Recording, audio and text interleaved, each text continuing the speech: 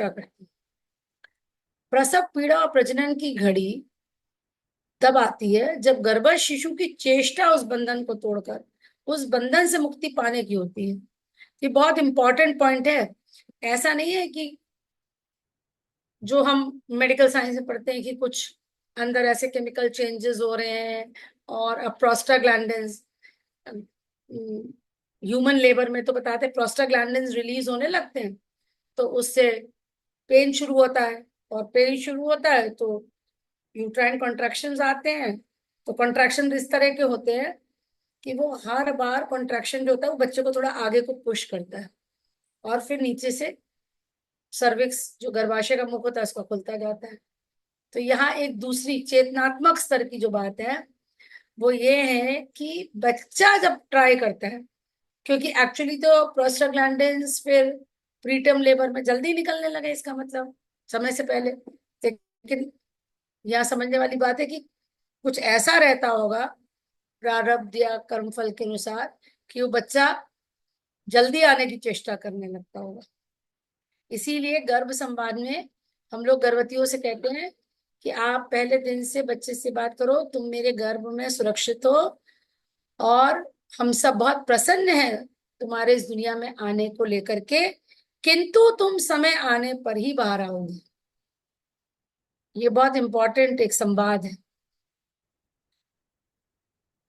तो प्रसव पीड़ा प्रजनन की घड़ी तब आती है जब गर्भस्थ शिशु की चेष्टा उस बंधन को तोड़कर उस बंधन से मुक्ति पाने की होती है। इन गर्भस्थ शिशुओं के संकल्प यदि गिरे मरे हों तो वह भीतर ही सड़गल कर नष्ट हो जाएंगे। लेकिन आजकल लगता है कि गर्भस्थ शिशुओं के संकल्प थोड़े वीक है, क्योंकि टाइम आने पे भी पेन नहीं आता।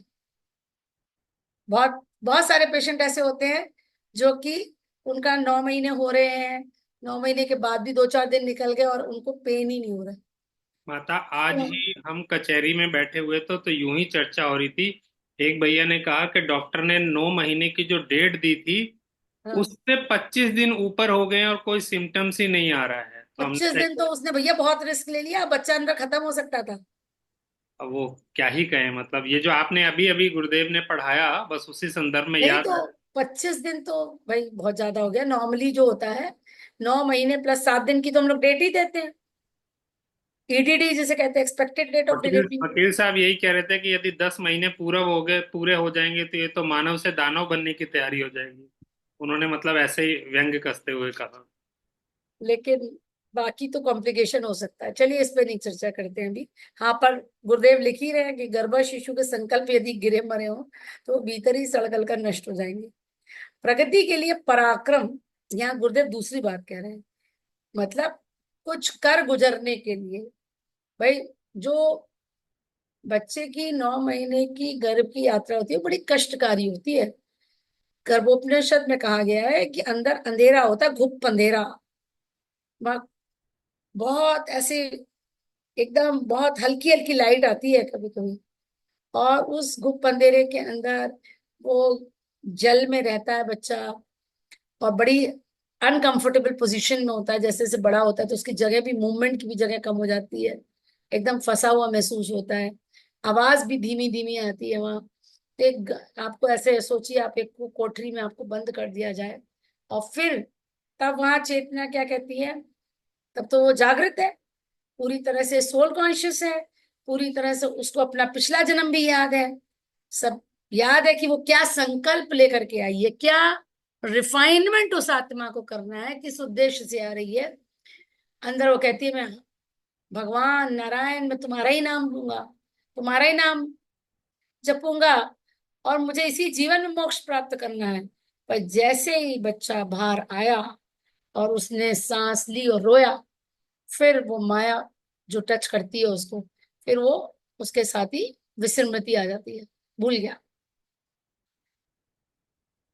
तो बाहर निकलने के लिए तो बहुत पराक्रम करना होता है। जो मेडिकल साइंस के अनुसार जो ह्यूमन पेल्विस होती है, that is a very, I mean a very complicated path, a treacherous path. वो ऐसा सीधा सीधा रास्ता नहीं है कि बच्चा यूं फिसल करके सीधे चला आएगा अंदर। पहले उसको यूं जाना पड़ता है, फिर यूं जाना पड़ता है, फिर नीचे आना पड़ता है। मतलब इट इज अ वेरी एक तरह के जो उसके जो मैन्यूवर्स हैं जो बच्चों को करने पड़ते हैं। तो इसीलिए हम लोग गर्भवतियों को सिखाते हैं कि ये जो हमें प्रसव की जो यात्रा है, 9 महीने तो निकल गए अच्छे से, अब 9 महीने में तैयारी भी तो करनी है प्रसव की। और प्रसव के लिए आजकल हमारी माताएं जो, उनके संकल्प बहुत ही वीक होते हैं। वो पहले से ही तय करे होती हैं कि मुझे तो ऑपरेशन कराना है, मुझे सहना ही नहीं है। तो यहाँ पे अगर वो माता बच्चे के साथ संवाद करे कि ये टीम वर्क है, मैं भी प्रयास करूंगी और तुम भी हिम्मत नहीं हारना, तो हम मिल करके एक नेचुरल प्रोसेस के अंतर्गत एक सहज प्रक्रिया से एक दिव्य अनुभव, अलौकिक आनंद को अनुभव करते हुए तुमको इस धरती पर मैं लाना चाहती हूँ। और उसमें माँ का भी पराक्रम चाहिए और बच्चे का तो चाहिए ही चाहिए, क्योंकि बच्चा तो, माँ दर्द अगर सह रही है तो बच्चे को भी कम तकलीफ नहीं है। कहने का मतलब है कि उस रास्ते से निकलने के लिए तो प्रगति के लिए पराक्रम एवं साहस की अनिवार्य रूप से आवश्यकता है। उसके बिना प्रतिकूलताओं के आए दिन होते रहने वाले आक्रमणों से आत्मरक्षा तक कर सकना संभव नहीं हो सकता। पराक्रम प्राण का गुण है। अगर कोई प्राणवान है तो ही पराक्रमी है, नहीं तो डरपोक है।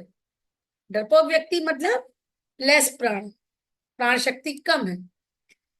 जल्दी घबराने वाला, जल्दी पैनिक करने वाला, इसका मतलब प्राण शक्ति कम है।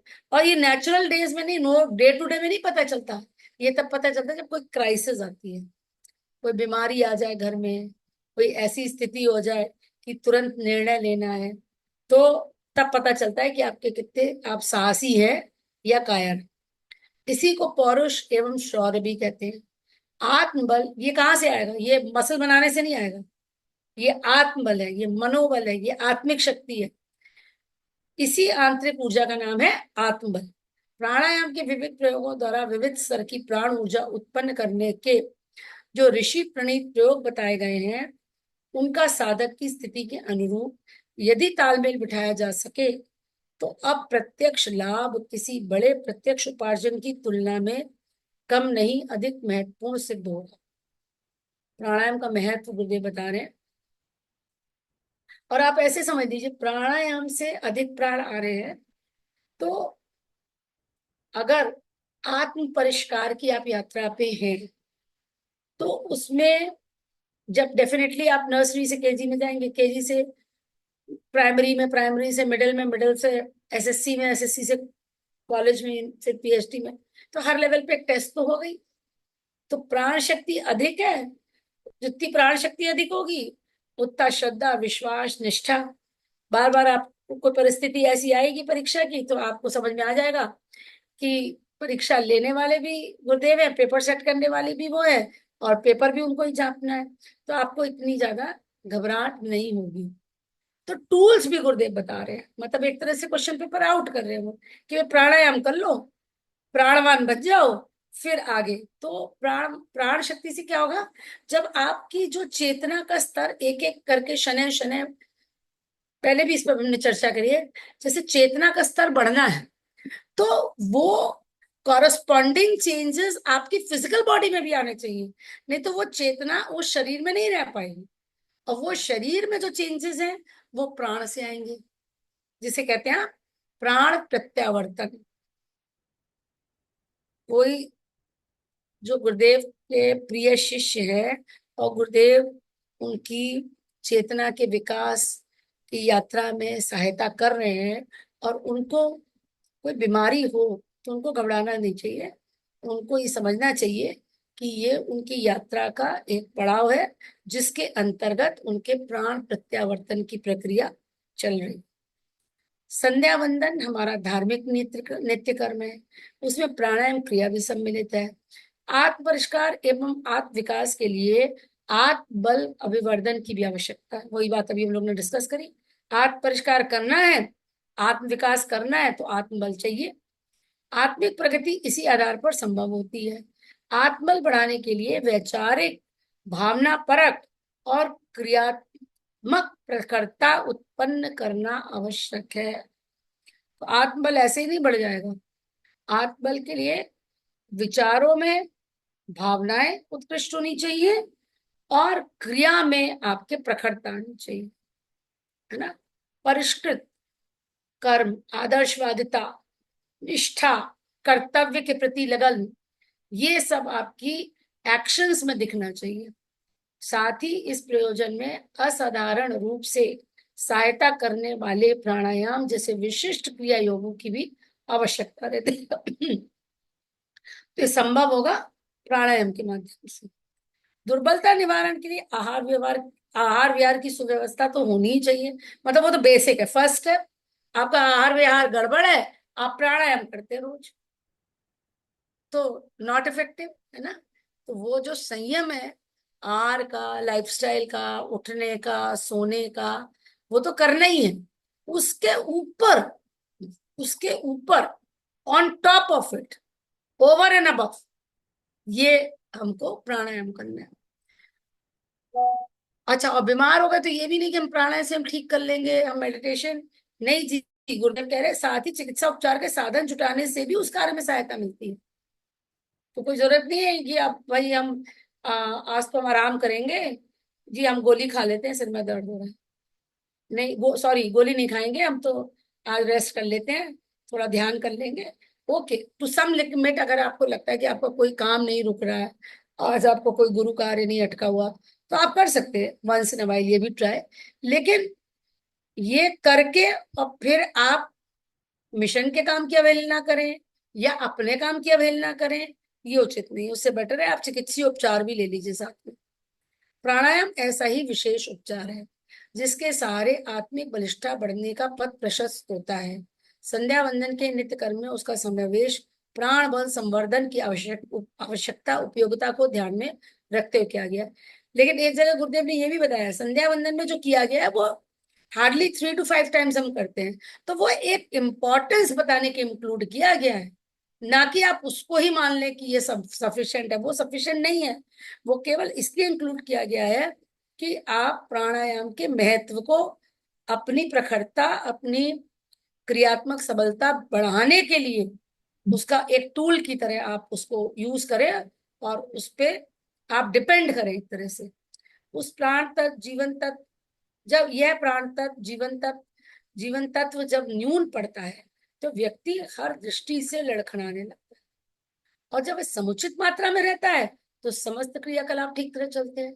जब वह बढ़ता है, आप जब वो एप्रोप्रिएट है, मतलब जितना होना चाहिए, तो आपके सब व्यवस्था सही चलेगी। जब गड़बड़ाता है, कम पड़ता है, तो आप देखिए आपको आलस से घेरेगा, आपको नेगेटिव थॉट्स आएंगे, आप इमोशनली डिसबैलेंस हो जाएंगे, क्रोध आ सकता है, चिड़चिड़ापन लग सकता है, हर व्यक्ति की बात गलत लगेगी। लेकिन अब आप बात करें आगे की, जब वह बढ़ता है तो उस अभिवृद्धि को बलिष्ठता, समर्थन, सतर्कता, तेजस्विता, मनस्विता, प्रतिभा आदि के रूप में देखा जा सकता है। मतलब जो शारीरिक रूप से बलिष्ठ है, मानसिक रूप से बलिष्ठ है, आत्मिक रूप से बलिष्ठ है, कोई भी बलिष्ठता, मतलब they are strong physically, mentally, emotionally. समर्थन, उनके पास बहुत सारे सहयोगी हैं, मित्र हैं। सतर्कता, अवेयरनेस है, केयरफुल है, सजग है। तेजस्विता, जब तेज क्या है, जो आपके ऑरा में एनर्जी, जो एनर्जी बॉडी है वो हेल्दी है, उसमें प्राण शक्ति अधिक है, तो एक तेजस्विता। तेजो वलय, जो ऑरा होता है पीछे, हम जब आप गुरुदेव का, माता जी का, गायत्री माता का और भी देवी देवी देवताओं के चित्र देखते हैं तो पीछे एक हैलो बना होता है व्हाइट कलर का, वो तेजो वलय कहते हैं। तो हम लोग का इतना ज्यादा नहीं है कि वो विजुलाइज हो सके, वो जो ऑरा जिसका बड़ा होता है उसको रिप्रेजेंट करने के लिए वो दिखाया जाता है। लेकिन जिसका भी जितना एनर्जी फील्ड है, नॉर्मली वो 1.5 से 2 फीट होती है, और जो इस पे काम करेगा उसकी बढ़ेगी, उसको तेजो वलय कहते हैं। तो वही उसको यूज किया है, तेजस्विता, मनस्विता, प्रतिभा। आप में कोई अतिरिक्त प्रतिभा है, कोई बहुत अच्छा पेंटर है, कोई बहुत अच्छा लिखता है, कोई कविता लिखता है, कोई लेख लिखता है, तो ये सब प्रतिभाएं जो हैं वो प्राणवान व्यक्तियों में ही देखी जाती है। मतलब ये अतिक प्राण का मैनिफेस्टेशन है। वो जो प्राण पर्सनालिटी में रिफ्लेक्ट हो रहे हैं वो किसी ना किसी प्रतिभा के रूप में भी रिफ्लेक्ट हो सकते हैं। ऐसे व्यक्ति ही महाप्राण कहलाते हैं। वे अपनी प्राण असंख्यों में फूकने और विश्व का मार्गदर्शन करने में समर्थ होते हैं। दानव शरीर में विद्यमान प्राण शक्ति से ही अंत संचालन, एफरेंट और नाड़ी संस्थान नर्वस सिस्टम अनुप्राणित होता है। दानव शरीर में विद्यमान प्राण शक्ति मतलब वो भी प्राणवान होते हैं, क्योंकि वो भी साधना करते हैं। अंत संचालन, एफरेंट और नाड़ी संस्थान नर्वस सिस्टम अनुप्राणित होता है। डॉक्टर सारस्वत, इसको थोड़ा और आप इलेबोरेट करेंगे?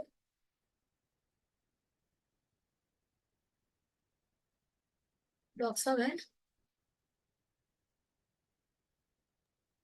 जी जी। डॉक्टर साहब हैं। हाँ। हाँ, ये ये मतलब किस रेफरेंस में लिखा है गुरुदेव ने? हाँ, दानव शरीर। आवाज नहीं आ रही आपकी? डॉक्टर वो साहब ऐसा हमारे प्रतीत होता है कि ये कोई मिसप्रिंट तो नहीं है, मानव शरीर की जगह ये दानव शरीर लिख गया हो। हाँ, मुझे भी ऐसे ही लग रहा है। दानव। हाँ, आपकी आवाज नहीं आ रही डॉक्टर साहब। यहाँ पे ना बहुत बन रहा है। मानव शरीर है ये, मानव हाँ ठीक है। मानव शरीर में। तो ये नर्वस सिस्टम में प्राण शक्ति जो है ना, वो हाँ, नर्वस सिस्टम में अनुप्राणित होती है। तभी तो आपको मैंने पता नहीं वो डायग्राम दिखाया था कि नहीं, जितने जो हमारे इंपॉर्टेंट चक्र होते हैं उनके कॉरस्पॉन्डिंग इंपॉर्टेंट नर्व प्लेक्सेस होती हैं। अभी खत्म हो जाएगा तो वो दिखा देंगे हाँ, कि जो हमारे चक्र हैं उससे चक्र क्या है? वो एनर्जी के ट्रांसफॉर्मर्स हैं। वहां बहुत सारी नाड़ियां मिलती हैं जाकर के। नाड़ियां क्या है? एनर्जी चैनल, जिसमें प्राण बहता है। और अगर एनर्जी चैनल से ब्लॉकेज आ जाए तो प्राण उस चक्र में नहीं पहुंचेगा, या तो उसकी एनर्जी वीक हो जाएगी। अब वो कॉरस्पॉन्ड करते हैं, वो प्राण के जो चक्र हैं, चैनल्स हैं, वो नर्वस सिस्टम को एनर्जी देते हैं। इसीलिए हर चक्र के कॉरस्पॉन्डिंग एक इंपॉर्टेंट नर्व प्लेक्सेस होती है। म- मस्तिष्क की कल्पना, धारणा, इच्छा, स्मृति, विवेचना, प्रज्ञा आदि समझ शक्तियों का उत्पादन, अभिवर्धन तथा संचालन होता है। मस्तिष्क में क्या क्या काम हो रहे हैं? आप इमेजिन करते हैं, सोचते हैं, धारणा बनाते हैं, डिजायर्स होती हैं, मेमोरी होती है, विवेचना, एक्सप्लेनेशंस, प्रज्ञा, जो आपकी रितंबरा प्रज्ञा, विवेक जागृत होता है। ये सभी समझ शक्तियों का उत्पादन होता है। फिर अभिवर्धन होता है, उसको बढ़ाया जाता है, तथा उसका संचालन होता है। शरीर और मन को दिशा एवं क्षमता प्रदान करने वाली अति उत्कृष्ट एवं अति सूक्ष्म सत्ता को वाइटल फोर्स कहा जाता है। श्वास प्रश्वास क्रिया तो उसका वाहन मात्र है। ये प्राण की बात हो रही है, प्राण को ही वाइटल फोर्स कहते हैं। शरीर और मन को तो केवल ये ना सोचिए कि शारीरिक रूप से ही स्वस्थ करता है प्राणायाम आपको। प्राणायाम इसीलिए इंपॉर्टेंट है कि आपके तीनों शरीरों को हेल्दी रखने में काम आता है। आपकी भावनाओं को शुद्ध करता है, पवित्र करता है, विचारों को सकारात्मक करता है, और शरीर की गतिविधियों को दिशा प्रदान करता है और क्षमता भी देता है, मतलब एनर्जी भी देता है। ये अति उत्कृष्ट एवं अति सूक्ष्म सत्ता को वाइटल फोर्स कहा जाता है। श्वास प्रश्वास क्रिया तो उसका वाहन मात्र है, जिस पर सवार होकर वह महाशक्ति हमारे समस्त अवयवों में प्रवेश करती है, पोषण देती है। इसे भौतिक क्षेत्र में गर्मी, रोशनी, बिजली, मतलब ऊर्जा, ऊर्जा के जो प्रकार हैं, ताप है, प्रकाश है, विद्युत है, इसी के नाम से जाना जाता है। और अंत क्षेत्र में उसी को प्रखरता कहते हैं। प्राण तत्व यही है जो इस संपदा का जितना अधिक अर्जन कर सके वह उतना ही बड़ा शक्तिशाली सिद्ध होता है। अब आ रहा है सबसे इंपॉर्टेंट, सर्व सुलभ प्राणायाम के विधि विधान। ये है एक्चुअली जो पूरे किताब का निचोड़ है। इसके लिए इतना बड़ा गुरुदेव ने पूरा अ, लिखा है। इतना इंपॉर्टेंट होगा कि कितना तरह से हमको समझाने का प्रयास किया है कि प्राण क्या है, प्राण की भूमिका क्या है हमारे शरीर, मन और अंतःकरण में, और उसको बढ़ाने के लिए प्राणायाम का महत्व। प्राणायाम के दो उद्देश्य: एक, श्वास की गति का नियंत्रण, दूसरा, अखिल विश्व ब्रह्मांड में संव्यात प्राण चेतना को आकर्षित करके स्थूल सूक्ष्म और कारण शरीरों को उस अद्भुत शक्ति से ओतप्रोत करना। श्वास की गति का नियंत्रण इसलिए कि जो जल्दी जल्दी उथली सांस लेंगे तो उतनी आयु उनकी कम हो रही है कि श्वासें गिनी हुई है। जो जानवर धीरे धीरे सांस लेते हैं, जैसे कछुआ, तो कई वर्ष उसकी उम्र होती है। कुत्ता देखिए जल्दी जल्दी सांस लेता है, तो 12 वर्ष एवरेज उसकी आयु होती है। तो श्वास की गति पे आपका जीवन निर्भर है। उसको नियंत्रित तरीके से रहेंगे तो एक तो आपको आयुष्य मिलेगा, आयु के साथ साथ स्वास्थ्य मिलेगा, और आपके आपके अंदर अधिक प्राण शक्ति जाएगी। और दूसरा यही है इसका काम कि अखिल विश्व ब्रह्मांड में संव्याप्त जो प्रचुर मात्रा में प्राण है उनको आप अपने अंदर आकर्षित करके और अपने तीनों शरीर को अद्भुत शक्ति प्रदान करते हैं। तो स्वयं को शक्तिशाली बनाने के लिए, रोगों से मुक्त रहने के लिए, प्रसन्न रहने के लिए, और भाव अपने पवित्र बनाने के लिए, निर्मल बनाने के लिए, ये एक एक व्यायाम है जो आपको नियमित करना चाहिए। मनोनिग्रह में भी प्राणायाम से आशाजनक सहायता मिलती है। चंचल और उच्छृंखल मन निर्दिष्ट केंद्र पर स्थिर होता दिखता है। जो मन आपका भागता रहता है, कभी यहाँ कभी वहां, कभी फोन उठा लिया, ये मैसेज देख लिया, फिर इंस्टाग्राम देख लिया, कुछ देख लिया, फिर किसी से बात कर ली, कभी कोई व्हाट्सएप में कुछ चैट करने लग गए। तो ये जो मन है, जो टाइम टेबल नहीं बनाने देता या टाइम टेबल में व्यवधान लाता है, आपका बनाते तो है सभी लोग टाइम टेबल, लेकिन कितने लोग ऐसे हैं जो उसको सही से फॉलो कर पाते हैं। तो ये मन धीरे धीरे आपका धीरे धीरे फोकस होने लगता है, स्थिर होने लगता है। इतना ही नहीं, मनोविकारों के निराकरण का भी प्रशस्त दिखाई देता है। क्योंकि जैसे हम बहुत क्रिटिकल हो जाते हैं किसी के लिए, उसके प्रति प्रति हमारी सद्भावना कम हो रही है, या दूसरों की बुराई देख रहे हैं, दूसरों को डिस्कस कर रहे हैं, तो ये मनोविकार जो है इनका निराकरण भी प्राणायाम के माध्यम से होता है। साधना जगत में प्राणायाम की महत्ता एक स्वर से स्वीकार की गई है। शारीरिक और मानसिक आरोग्य की दृष्टि से उसे अति उपयोगी बताया गया है। श्वास की गति में तीव्रता रहने से जीवन का शक्ति कोष जल्दी चुक जाता है, अभी यही बात करी हमने, और दीर्घ जीवन संभव नहीं रहता। श्वास की चाल जितनी धीमी होगी, शरीर उतने ही अधिक दिनों जीवित रह सकेगा। कई प्राणियों की श्वास का तुलनात्मक अध्ययन करने से ये तथ्य बिल्कुल स्पष्ट हो जाता है। अब गुरुदेव ने बता दिया, हमने तो 2 ही उदाहरण दिए थे, तो गुरुदेव सब एक्यूरेट आपको बता रहे हैं कि इसकी आयु कितनी होती है और उसका रेस्पिरेटरी रेट पर मिनट कितना होता है। शारीरिक श्वास की चाल और जीविका अवधि का लेखा जोखा इस प्रकार है। खरगोश की श्वास है 38, मतलब 38 पर मिनट, आयु है 8 वर्ष। कबूतर की श्वास है 37, आयु 8 वर्ष। कुत्ते की श्वास है 28, आयु 13 वर्ष। बकरी की 24, आयु 14 वर्ष। घोड़े की 18, आयु 50 वर्ष। मनुष्य की 12 होनी चाहिए, 12 तो रहती नहीं, नॉर्मली मेडिकल के हिसाब से तो 18 to 20, तो मतलब 12 रहेगी तब जाके 100 वर्ष आयु होगी। तो अब जिसको शतायु होना है, पहले वो अपनी सांस पे काम करे। हाथी की श्वास 11, आयु 100 वर्ष। सर्प की श्वास 7, आयु 120 वर्ष। कछुए की श्वास 4, आयु 150 वर्ष। सिंपल कोरिलेशन है ना, इनवर्सली रिलेटेड है। जितनी ज्यादा श्वास उतनी कम आयु, जितनी कम श्वास प्रति मिनट उतनी ज्यादा आयु। भूतकाल में मनुष्य, गुरुदेव ने यह भी लिख दिया, भूतकाल में मनुष्य की श्वास 11-12 बार प्रति मिनट के हिसाब से चलती थी, अब वह बढ़कर 15-16 पहुंच गई है, 16 to 20।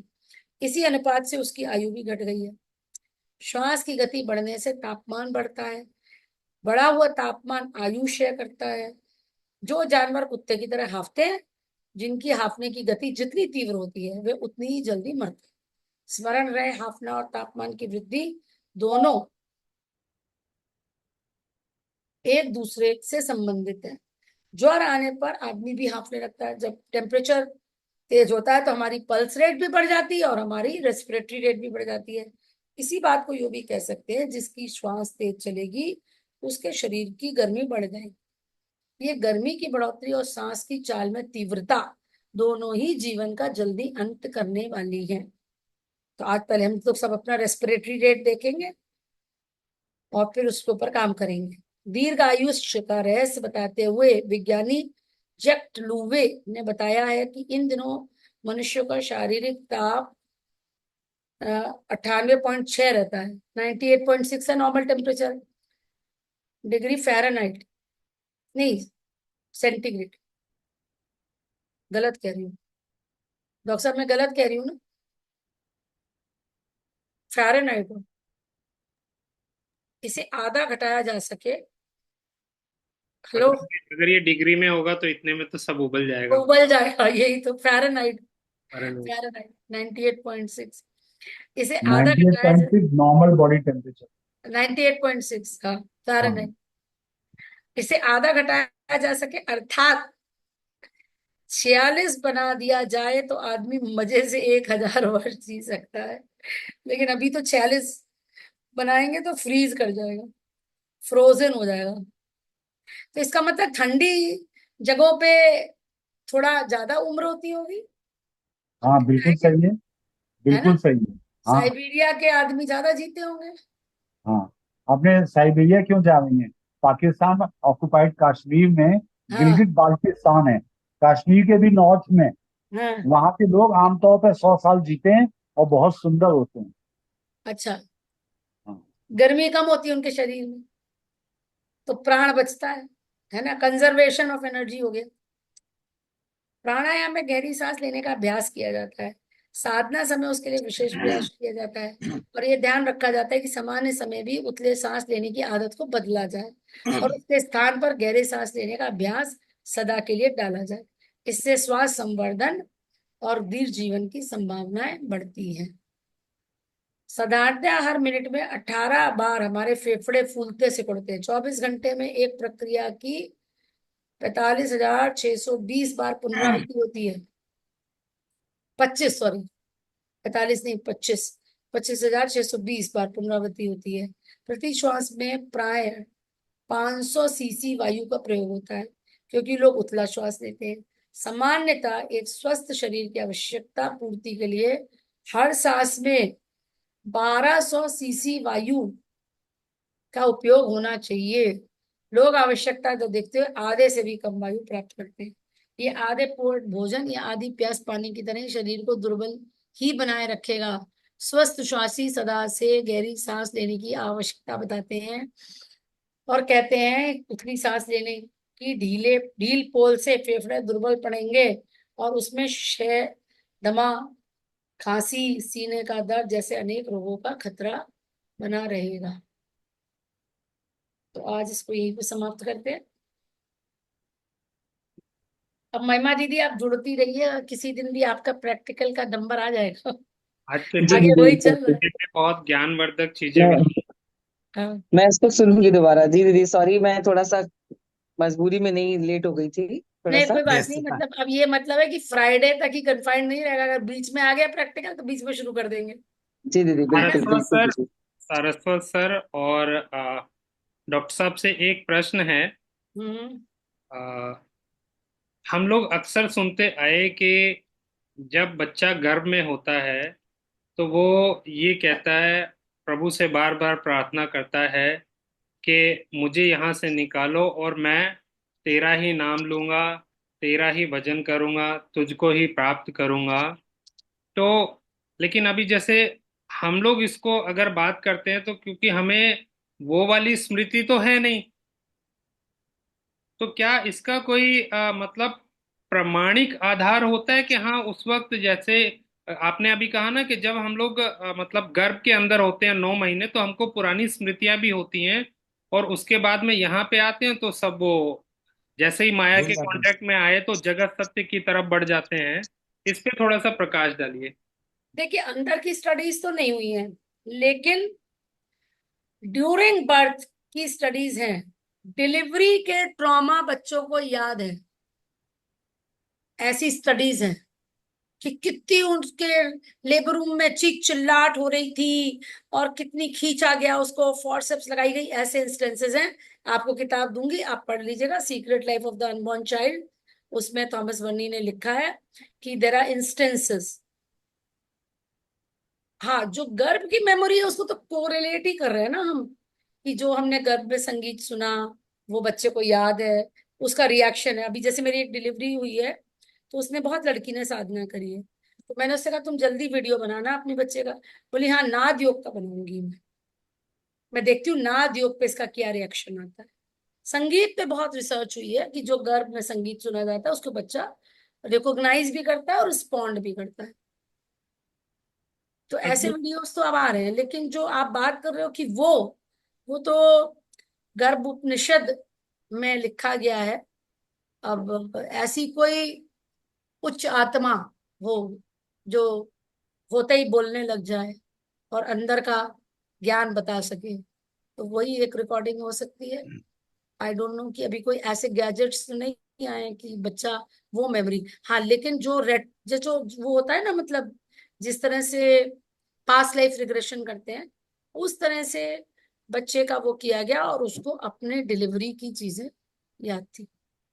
अगर ऐसा है तो ये भी अपने आप में एक मतलब बहुत बड़ी बात है। हाँ, ये तो है, हम ये अगर studies है। अपने जीवन इसीलिए पे, तो है कि हम लोग जो कहते हैं, हम लोग जो क्लास लेते हैं, वो नॉर्मल मतलब प्रसव की नहीं कहते हैं कि लेबर की क्लास ले रहे हैं कि how will teach you labour. We call it माँ की पाठशाला में डिवाइन लेबर। डिवाइन। मैम, मैं कुछ बोलूं? जी जी, बोलिए। मेरी डॉटर की लास्ट नवंबर में डिलीवरी हुई थी। जी। तो ड्यूरिंग प्रेगनेंसी वो एक तो वो भजन सुनती थी, भय प्रगट कृपाला दीन दयाला, हम्म। और जो हरे राम मंत्र का जप है ना, तो कृष्ण की मंत्र भजन सुनती थी। तो अब जब वो बच्चा आज 9 मंथ्स का है, तो वो जब हम्म। भी रोता है, किसी चीज से नहीं चुप होता है, तो उसको जब वो भजन चला देते हैं वही वाले, देन ही काम्स डाउन। हाँ, this is very well prove, we have got many videos for this. This is a very well research thing. इसमें जब से हम लोग इस सब्जेक्ट पे काम कर रहे हैं, तब से हमें ये तो प्रूफ बहुत सारे मिल चुके हैं कि बच्चा रो रहा है और उसको जो संगीत गर्भ में सुना था वो सुना दीजिए। मैं एक वीडियो दिखाऊं अभी आपको, अभी के अभी दिखा सकती हूँ, अगर जल्दी ना हो कोई तो जल्दी अभी नहीं। के अभी दिखा सकती हूँ, पर ये है कि इसमें ये करना पड़ेगा कई शेयर। लेटेस्ट दीदी हमारी माँ की पाठशाला की जो हमारी योग में आती हैं बहनें, जिनकी डिलीवरी हो चुकी है, वो कई बार ऐसा शेयर करती हैं हमारे साथ कि दीदी बच्चा नहीं ऐसे हो रहा है। दीदी, डाटा लीजिए, डाटा। जी बिना दीदी, डाटा बिल्कुल। की मत बात करिए हमसे, समझ गए? हमको ऐसा जी नहीं चाहिए। जी दीदी, बिल्कुल। हाँ, डाटा दीजिए, डाटा। केवल मुंह से यहाँ बताने पे से वो नहीं, स्थिति डाटा आ पूरा जाती है ना कि दीजिए। प्रत्यक्ष को प्रमाण की, मतलब जब है डॉक्टर साहब के पास तो इसीलिए ये है कि हम अभी दे रहे हैं आपको। नहीं नहीं, इट इज, वो इसलिए नहीं कह रही हूँ, मैं याद दिला रही हूँ, उनका काम है ये। हाँ, ये ओके। ये हमारी टीम मेंबर है, इनका काम है डाटा देना, इसलिए। I must stop the recording.